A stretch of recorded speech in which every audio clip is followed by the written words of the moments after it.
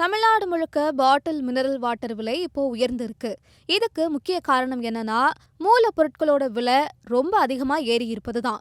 சென்னையில உள்ள ஆலந்தூர்ல செய்தியாளர்களை சந்திச்ச அடைக்கப்பட்ட குடிநீர் உற்பத்தியாளர்கள் சங்கத்தினர் சொன்னதுபடி, கடந்த 20 ஆண்டுகளாக எவ்வளவு சிக்கல் வந்தாலும் பாட்டில் தண்ணீர் விலையை உயர்த்தாம தான் சம்ஹவ் மேனேஜ் பண்ணி வந்தாங்க.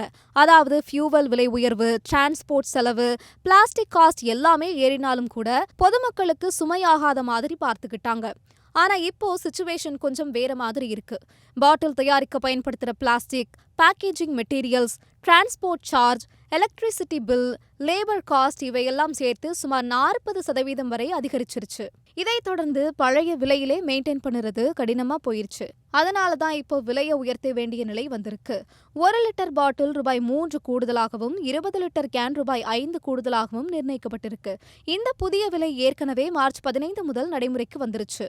இங்க ஒரு முக்கியமான விஷயம் என்னன்னா, இந்த விலை உயர்வு எல்லாருக்கும் பொருந்தாது. அதாவது ப்ராப்பரா சுத்திகரிப்பு செய்யாமல் டைரக்டா தண்ணீரை பாட்டிலில் அடைச்சு தாங்களே விலை ஃபிக்ஸ் பண்ணி விற்கிறவங்களுக்கு இந்த ரேட் பொருந்தாது. இந்த ஹைக் ஸ்டாண்டர்ட்ஸ் ஃபாலோ பண்ணுற, முறையாக ப்ராசஸ் பண்ணுற நிறுவனங்களுக்கு தான். மொத்தத்தில் 20 வருஷத்துக்கு பிறகுதான் இந்த மாதிரி விலை ஏற்றம் வருது. அது கூட திடீர்னு லாபத்துக்காக இல்ல. மூலப்பொருள் விலை அதிகரிப்பு காரணமா அன்அவாய்டபிள் சிச்சுவேஷன்ல எடுத்த முடிவுதான்னு சங்கத்தினர் விளக்கம் கொடுத்திருக்காங்க. இது பொதுமக்களுக்கு கொஞ்சம் சுமை தரலாம். ஆனா இண்டஸ்ட்ரி சைட்ல பார்க்கும்போது சர்வை பண்ண வேண்டிய அவசியமான மாற்றம்னு சொல்லலாம்.